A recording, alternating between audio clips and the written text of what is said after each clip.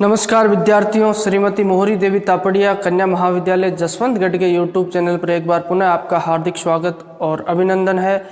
मैं प्रवक्ता चंद्र प्रकाश गुर्जर। आज की क्लास हमारी बीए द्वितीय वर्ष के छात्रों हेतु इतिहास विषय की होगी। इतिहास विषय के दौरान जो कि निरंतर हम मारवाड़ राज्य के बारे में पढ़ रहे हैं और मारवाड़ राज्य के तहत हम जो महाराजा जसवंत सिंह के बारे में पढ़ रहे हैं। जसवंत सिंह का शासनकाल 1638 ईस्वी से 1678 ईस्वी तक रहता है। उनके शासनकाल की जो प्रमुख घटना आज उसके बारे में हम जिक्र करेंगे, जो धर्मत के युद्ध के नाम से भी जाना जाता है, जो 1658 ईस्वी में अप्रैल में होता है। जैसा कि हमने पिछली क्लास में पढ़ा, मुगल बादशाह शाहजहां के साथ इनके संबंध कैसे रहते हैं और इसी दौरान इनके जो मनसब में निरंतर बढ़ोतरी उनके द्वारा करती जाती है और उसके अलावा जो ये मुगल बादशाह शाहजहां के कैसे विश्वास पात्र बन जाते हैं। तो उसी दौरान हम बात करते हैं, जब मुगल बादशाह बीमार हो जाता है दिल्ली में, अगर बात की जाए तो दिल्ली से आगरा भी आ जाता है। तो उसी दौरान जो मुगल बादशाह के चारों पुत्रों में, शहजादों में जो हमने बात की, चार पुत्र होते हैं, दारा, मुराद, शुजा और औरंगजेब। जो चार प्रांतों के अलग अलग सूबेदार होते हैं। जो मुराद को तो गुजरात का बनाया जाता है और शुजा है जो बंगाल का सूबेदार होता है, और दक्षिण भारत का कौन होता है, जो औरंगजेब होता है। और उसी दौरान जो दिल्ली का कौन होता है, दिल्ली का ये जो खुद दारा शिकोह होता है। तो उसी दौरान जो मुगल बादशाह शाहजहां के द्वारा जो अपना उत्तराधिकारी किसे घोषित कर दिया जाता है, इसे अपने बड़े पुत्र दारा शिकोह को घोषित कर दिया जाता है। उसी दौरान मुगल जो बात की जाए, इस्लाम में किसी उत्तराधिकार के नियम का प्रावधान नहीं मिलता है, ये तलवार के बल पर ही उत्तराधिकारी तय होता था। उसी दौरान चारों पुत्रों के द्वारा जो उत्तराधिकारी संघर्ष की तैयारियां शुरू कर दी जाती है। और उसी दौरान देखा हमने, शुजा जब आगरा की तरफ बढ़ता है तो शुजा को भगाने के लिए जो जय सिंह और दारा शिकोह के बेटे सुलेमान शिकोह को भेजा जाता है और वह उसे जो बंगाल की तरफ खदेड़ कर पुणे आ जाते हैं। लेकिन वह नहीं पहुंच पाते। उससे पहले जब इनको पता चलता है दारा शिकोह को कि औरंगजेब और मुराद दोनों हैं जो आगरा की तरफ बढ़ रहे हैं, राजधानी की तरफ बढ़ रहे हैं, तो उन्हें रोकने के लिए जो इनके द्वारा जब भेजे जाती है अपनी सेना, तो हालांकि उस सेना का नेतृत्व करने से सभी शासकों के सरदारों के द्वारा मना कर दिया जाता है, क्योंकि अभी तय नहीं था ना कि कौन है जो हो सकता है कोई व्यक्ति उनमें से ही जो मुगल बादशाह बन जाए। तो ज़बरदस्ती उससे क्या विरोध मोल ये लेना नहीं चाहते। तो उसी दौरान जसवंत सिंह के द्वारा जो ये हामी भरी जाती है और जसवंत सिंह को ही जो औरंगजेब और मुराद के लिए, जो मुराद के विरुद्ध में सेना देकर, जो मालवा की जो बात की जाए सूबेदारी देकर 7000 जात और 7000 का मनसब प्रदान करके इसे भेजा जाता है। उसी दौरान इनके बीच में जो जसवंत सिंह और औरंगजेब मुराद की सेना के मध्य जो युद्ध होता है वही क्या कहलाता है, धर्मत का युद्ध कहलाता। अब धर्मत नामक, पहले तो हम ये बात करते हैं कि धर्मत नामक क्षेत्र था कहाँ। धर्मत नामक अगर क्षेत्र की बात की जाए, ये धर्मत नामक क्षेत्र मध्य प्रदेश में स्थित है, जो उज्जैन के आसपास है, कहीं मध्य प्रदेश का क्षेत्र है। धर्मत नामक गांव है, वहाँ पे इनके मध्य क्या होता है, जो युद्ध होता है। अब पहली बात करते हैं इनमें युद्ध किन किन में होता है। शाही सेना, औरंगजेब और मुराद जो गुजरात का सूबेदार था, ये जो किसकी तरफ बढ़ रहा था, जो राजधानी की तरफ बढ़ रहा था। औरंगजेब भी दक्षिण भारत से आ गया था। औरंगजेब के द्वारा ये कहा जा रहा है कि मैं अपने बीमार पिता के दर्शन करने के लिए जा रहा हूँ। और उसी दौरान दारा शिकोह को, जो दारा शिकोह के द्वारा जसवंत सिंह को शाही सेना देकर इसे इनका विरोध यानी इनको रोकने के लिए भेज दिया जाता है। शाही सेना का नेतृत्व तो दारा शिकोह खुद इस युद्ध में साथ में नहीं आता। शाही सेना का नेतृत्व किसके द्वारा किया जाता है, जसवंत सिंह के द्वारा। किसके द्वारा, जसवंत सिंह है। जसवंत सिंह के द्वारा क्या किया जाता है, शाही सेना का नेतृत्व किया जाता है। जसवंत सिंह को सेना देकर भेज दिया। दारा शिकोह पहुंच नहीं पाया था, कहाँ से, बंगाल की तरफ से, जो उसे खदेड़ कर आ रहा है, किसे, शुजा को खदेड़ कर आ रहा है। तो उसी दौरान जसवंत सिंह के द्वारा नेतृत्व करते हुए इनकी सेनाएं पहुंच जाती, धर्मक नामक जो गाँव है उज्जैन के आसपास उबड़ खाबड़ क्षेत्र था, वहाँ पर पहुँच जाती है। और अब युद्ध में भाग लेने वाले व्यक्तियों की अगर बात की जाए तो कासिम का, जिसे बात की जाए, मुराद को हटाकर इसे गुजरात का क्या बना दिया गया था, सूबेदार बना गया था। इसी को जो जसवंत सिंह की सहायता करने के लिए कहा जाता है, किसके द्वारा, दारा के द्वारा ये जाता है। देवी सिंह बुंदेला जाता है, जिसके द्वारा अपना पक्ष परिवर्तित कर दिया जाता है युद्ध के क्षेत्र में। उसके अलावा सुजान सिंह बुंदेला, अमर सिंह चंद्रावती ये भाग जाते हैं वहाँ से। रतन सिंह राठौड़ जाता है। इसके द्वारा जब जसवंत सिंह चला जाता है तो इसी के द्वारा जो युद्ध का नेतृत्व किया जाता है। और उसी दौरान ये जो लोग थे, उसके अलावा जो कई राजपूत सरदार भी, अगर बात की जाए, राजपूत शासक भी, राठौड़ शासक भी किसके साथ थे, जसवंत सिंह के साथ थे सेना में। और उसी तरफ दूसरे पक्ष में बात की जाए तो औरंगजेब और मुराद की संयुक्त सेना थी। एक जो तोपची था, इनके तोपची का नाम क्या था, मुर्शिद कुली खां था। ये कौन था, तोपची। तोप चलाने वाले जो विभाग का प्रमुख होता है उसे क्या कहा जाता है? तोपची कहा जाता है। अब इनकी सेना में भी कई व्यक्ति थे और इसके अलावा बात की जाए तो मुख्यतः ये थे। अब ये जो युद्ध क्षेत्र में पहुंच जाते हैं। युद्ध क्षेत्र में पहुंचे जसवंत सिंह का पहले तो अनुमान था कि इतनी बड़ी शाही सेना को देखकर हो सकता है ये मुराद और औरंगजेब भाग जाएंगे और युद्ध करने की नौबत या परिस्थिति पैदा नहीं होगी, लेकिन उसका अनुमान क्या निकलता? झूठा निकलता और युद्ध की जो परिस्थितियां पैदा हो जाती है।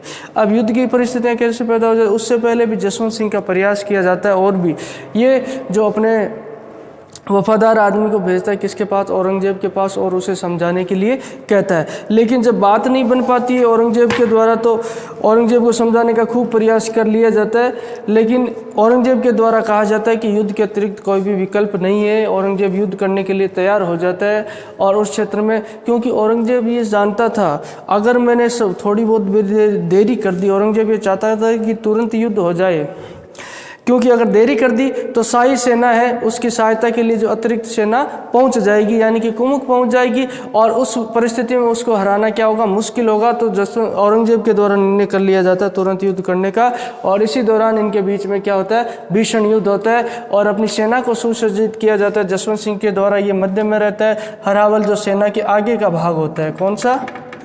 आगे का भाग होता है। चंद्रावल कौन सा होता है? पीछे का भाग होता है। इस तरीके से सेना को तैयार कर लिया जाता है। उसके अलावा वाम पक्ष जो लेफ्ट साइड में होता है, राइट पक्ष राइट साइड ये होती है, राइट साइड दाहिना पक्ष होता है। इस तरीके से सेना को सुसज्जित करके अपना चक्रव्यूह बनाया जाता है। किसके द्वारा? क्योंकि युद्ध तो अवश्यंभावी था, हालांकि इसके द्वारा खूब प्रयास कर लिया जाता है, फिर भी जसवंत सिंह के द्वारा बात नहीं बनती। तो उन परिस्थितियों में क्या होता है? युद्ध होता है और दोनों की सेनाएं आमने सामने आ जाती। धर्मत नामक क्षेत्र में, जो धर्मत नामक गाँव है मध्य प्रदेश में स्थित है, उज्जैन के आसपास ही उस क्षेत्र में। अब औरंगजेब के द्वारा इस युद्ध में सर्वाधिक तोपों का प्रयोग किया जाता है। हालांकि जो जसवंत सिंह है अपने जो प्राचीन पद्धति से ही उसके द्वारा युद्ध लड़ा जाता है और राजपूत शासकों के द्वारा जो परंपरागत औजार है तलवार भाले, उन्हीं के माध्यम से युद्ध लड़ा जाता है। हालांकि जसवंत सिंह के पास भी तोपखाना था, लेकिन जसवंत सिंह के द्वारा उस तोपखाने का प्रयोग नहीं किया जाता है ज़्यादा। अब यहाँ जो तोपची इनका कौन था? मुर्शिद कुली खां था। किसका तोपची? जो औरंगजेब का। अब युद्ध की शुरुआत होती है। उस युद्ध की शुरुआत के दौरान जो औरंगजेब की तरफ से जो तोपखाने के द्वारा जो प्रहार किया जाता है तेज गति से, मुर्शिद कुली खां के द्वारा एक बार तोपखाने पे भीषण प्रहार किया जाता है, लेकिन राजपूत सैनिकों के द्वारा जो तोपखाने की परवाह किए बगैर जो ये तोपखाने की तरफ बढ़ते हैं और तोपखाने पे भीषण प्रहार राजपूतों के द्वारा किया जाता है और एक बार के लिए तोपखाने को पीछे खिसकने के लिए मजबूर कर देते हैं। लेकिन उसी दौरान एक बार उस भीषण प्रहार में इनके द्वारा इस तोपची को भी मार दिया जाता है। किसको? मुर्शिद कुली खां को। लेकिन कुछ समय पश्चात तोपखाने की स्थिति पुनः मजबूत हो जाती है और राजपूत सरदार जो तोपखाने के सामने नहीं टिक पाते हैं और धीरे धीरे अगर बात की जाए तो राजपूतों की संख्या कम होती जाती है और शाही सेना को, यानी शाही सेना जसवंत सिंह जिसका नेतृत्व करा, उसकी सेना को जो औरंगजेब और मुराद की तरफ से चारों तरफ से घेर लिया जाता है। और उसी दौरान बात की जाए मुराद के द्वारा भी जसवंत सिंह को चारों तरफ से घेर लिया जाए। युद्ध में अराजकता और युद्ध में जो स्थिति बदल जाती है। जसवंत सिंह के घेरे तक, जसवंत सिंह तक जो बात की जाए ये जो मुराद की सेना पहुंच जाती है। जसवंत सिंह के खेमे पे आक्रमण मुराद के द्वारा कर दिया जाता है। उसी दौरान युद्ध में बदली हुई परिस्थितियों को देखते हुए देवी सिंह बुंदेला इसके द्वारा अपना पक्ष परिवर्तित कर लिया जाता है। इसके द्वारा पक्ष परिवर्तन करके ये मुराद की तरफ चला जाता है। अब युद्ध क्षेत्र में एक कासिम खां भी जो किसकी तरफ से? जसवंत सिंह की तरफ से भाग ले रहा था, लेकिन वह वहाँ युद्ध क्षेत्र में क्या रहता है? तटस्थ रहता है। जसवंत सिंह की किसी तरीके से उसके द्वारा सहायता नहीं की जाती है। और देवी सिंह बुंदेला के द्वारा पक्ष परिवर्तित कर लिया। सुजान सिंह बुंदेला, अमर सिंह बुंदेला ये क्या करते हैं? रण क्षेत्र से जैसे ही जसवंत सिंह की सेनाओं में अगर जो खलबली मचती है उसी दौरान ये जो उस क्षेत्र को छोड़कर भाग जाते हैं सुजान सिंह बुंदेला और अमर सिंह चंद्रावत। अब इन परिस्थितियों में खुद जसवंत सिंह की अगर बात की जाए, जसवंत सिंह के पैर में तीर लग जाता है और वह घायल हो जाता है। अब ये इतनी देर तो कासिम का खड़ा हुआ देख रहा था और कासिम का देखते देखते क्या करता है? अपनी सेना सहित वहां से निकल जाता है। अब कासिम का के निकलते ही उसकी जो पराजय क्या हो जाती है? सुनिश्चित हो जाती है। कासिम का जो मुराद की जगह दारा सिकों के द्वारा गुजरात का जागीरदार नियुक्त किया गया था, पुनः वह अपनी सेना सहित भाग जाता है और उसी दौरान इसकी हार क्या हो जाती है? सुनिश्चित हो जाती है। अब इसके पैर में तीर लग गया। जसवंत सिंह जो रण क्षेत्र से बाहर जाने के लिए तैयार नहीं होता, लेकिन इसके विश्वसनीय सरदारों के द्वारा जबरदस्ती इसे रण क्षेत्र से बाहर लाया जाता है। अब रण क्षेत्र से बाहर लाने के पश्चात जो रणभूमि में नेतृत्व किसके द्वारा संभाल लिया जाता है? रतन सिंह राठौड़ के द्वारा संभाल लिया जाता है। और रतन सिंह राठौड़ जो लड़ते लड़ते वीर गति को प्राप्त होता है और जसवंत सिंह को ये जो सुरक्षित उसके सरदार किधर ले जाते हैं? जो जोधपुर की तरफ ले जाते हैं। और अब जो अंत में क्या हो जाती है? औरंगजेब की विजय हो जाती है। इस तरीके से धर्मत का युद्ध होता है और धर्मत के युद्ध में औरंगजेब की विजय हो जाती है और जसवंत सिंह की पराजय हो जाती है। अब जसवंत सिंह की पराजय के पीछे कुछ मूल कारण है, उनके बारे में हम जिक्र करेंगे।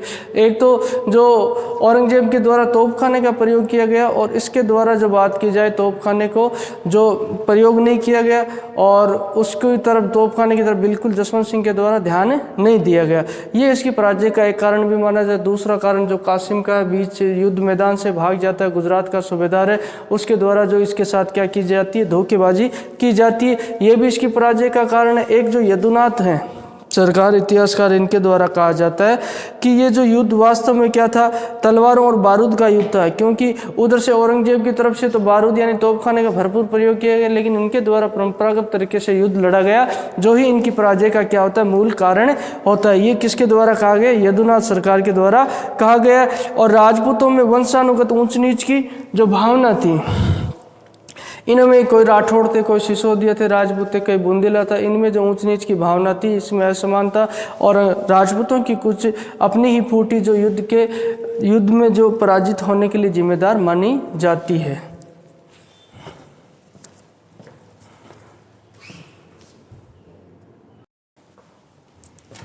तो विद्यार्थियों, आज की क्लास में हमने जो धर्मत के युद्ध के बारे में जाना। ये धर्मत का युद्ध जो युद्ध क्षेत्र ये कहाँ पर रहता है? धर्मत का युद्ध क्षेत्र उज्जैन में रहता है, मध्य प्रदेश में। औरंगजेब और उसका भाई मुराद तो एक तरफ होते हैं, उसके अलावा शाही सेना जो मुगलों की सेना होती है, मुगलों की सेना का नेतृत्व जसवंत सिंह के हाथों में होता है। और जसवंत सिंह तो उसी दौरान उसके जसवंत सिंह की तरफ से कई लड़ने वाले होते हैं व्यक्ति जो युद्ध में भाग लेते हैं। और कासिम का जो गुजरात का सूबेदार होता है वो भी इस युद्ध में भाग लेता है, लेकिन इस युद्ध में वो तटस्थ रहता है। इसके द्वारा जो जसवंत सिंह के द्वारा जो ज़बरदस्त प्रतिरोध किया जाता है, लेकिन ये इस युद्ध में सफल नहीं हो पाता है और अंत में क्या हो जाता है? पराजित हो जाता है। और रण क्षेत्र से ये जब कहते हैं जब जाता है जोधपुर की तरफ, तो ये जो ख्यातों में उल्लेख देखने को मिलता है कि जोधपुर में जब ये पहुँचता है तो इसकी रानी के द्वारा, जो उदयपुरी रानी थी कोई, और उसके द्वारा क्या कर दिया जाता है?